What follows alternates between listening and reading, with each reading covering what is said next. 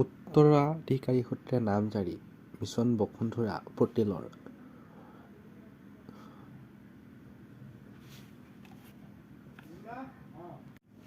কৰিবলৈ প্ৰথমতে তোমালোকে ক্ৰম ব্ৰাউজাৰৰ পৰা অ'পেন কৰি তাত যিকোনো এটা ব্ৰাউজাৰত অ'পেন কৰি তাৰ পৰা চাৰ্চ বক্সত লিখিবা বসুন্ধৰা পৰ্টেল।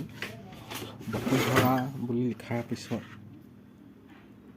তাতে পাবা কি লাগিব। উত্তৰাধিকাৰীৰ সৈতে নামজাৰি কৰিবলৈ হ'লে ডকুমেণ্টবিলাক প্ৰয়োজনীয়, সেইবিলাক মই তোমালোকক কৈ দিছোঁ আৰু প্ৰয়োজনত যোগাৰ কৰি ৰাখিবা, তেতিয়াহে তোমালোকৰ সকলোবিলাক কাম কৰিবলৈ সুবিধা হ'ব। প্ৰথমতে তুমি বসুন্ধৰা বুলি চাৰ্চ বাৰত লিখাৰ পিছত মই কৈ দিছোঁ, তোমালোকে চাই ল'বা। বসুন্ধৰা পৰ্টেল অ'পেন কৰাৰ পিছত মিছন বসুন্ধৰা ওলাব, গভৰ্ণমেণ্ট অফ আছাম।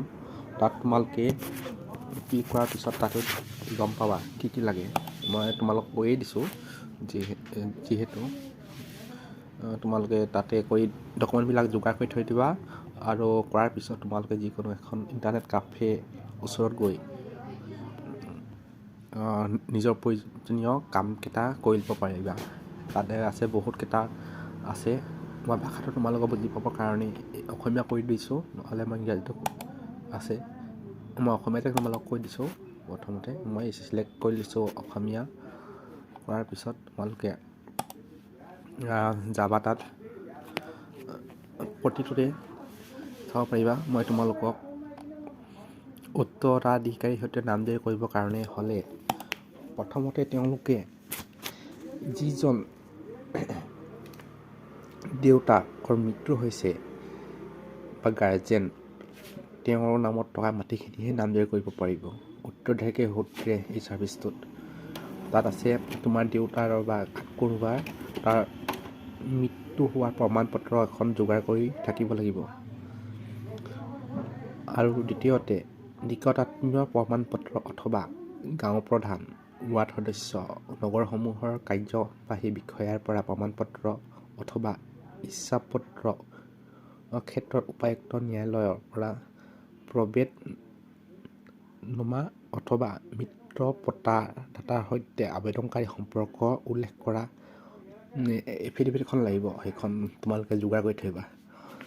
আৰু নামজাৰি নিবিচৰা বা নিকটাত্মীয় সন্মতি যদিহে থাকে, সেইটো নাই। এতিয়া মই কৈ আছোঁ, মই ঠিক তোমালোকে দুটা কথাই ক'বা। তেওঁৰ দেউতাকৰ বা নিকটাত্মীয়ৰ ডেথ চাৰ্টিফিকেটখন দি দিবা। আৰু লগতে গাঁৱৰ বুঢ়া বা গাঁও প্ৰধানৰ পৰা গ'লে দিব সিহঁতে এখন চাৰ্টিফিকেট এখন। তাতে লিখা থাকিব যাৰ যোনজন মৃত হয় তাৰ কোন হয়, পুত্ৰ হ'লে পুত্ৰ, পত্নী হ'লে পত্নী, আৰু জীয়ৰী হ'লে বা জীয়েক হ'লে জীয়েক বুলি লিখা থাকিব। সেই দুখনেই লাগিব আৰু অন্যথা ডকুমেণ্ট প্ৰয়োজন নহয়। আৰু যোনে কৰিব তাৰ এপ্লিকেশ্যনত আধাৰ কাৰ্ড লাগে, আধাৰ কাৰ্ড আৰু আধাৰ কাৰ্ড লিংক থকা মোবাইলটোও লাগিব, সেইটো প্ৰয়োজন হয়। সেইটো হ'লেহে বাকী কামবিলাক আগবাঢ়িব পাৰে। সেইকাৰণে কৈছোঁ তোমালোকে এই তিনিটা ডকুমেণ্ট যোগাৰ কৰি ৰাখিবা। আৰু লগতে যোনবিলাকৰ নাম উঠাব তেওঁলোকৰ জন্ম তাৰিখটো দিব, শুদ্ধকৈ দিব পাৰিলে ভাল হয়। এইটোৱে আছিলে মই তোমালোকক জনাবলগীয়া এটা হেৰি কৰিছোঁ আৰু প্ৰয়োজনীয়। বিশেষকৈ এইটোৱে আছে, গাঁও প্ৰধানৰ এইটোৱে মেইন। গাঁও প্ৰধানে দিব। কেতিয়াবা কিছুমান লোকৰ হৈ থাকে ন, ডেথ চাৰ্টিফিকেট নাথাকে, তেতিয়া সেই ডেথ চাৰ্টিফিকেটৰ ঠাইত তোমালোকে গাঁওবুঢ়াৰ পৰা দিয়া চাৰ্টিফিকেট সেইখন আপলোড কৰিলেও হ'ব। সেই দুখনেই মেইন। আৰু পৰিয়ালত যিকোনো এজন আধাৰ কাৰ্ড এপ্লাই কৰা, তাৰ আধাৰ কাৰ্ড এখন লাগিব। এই দুটাই মেইন।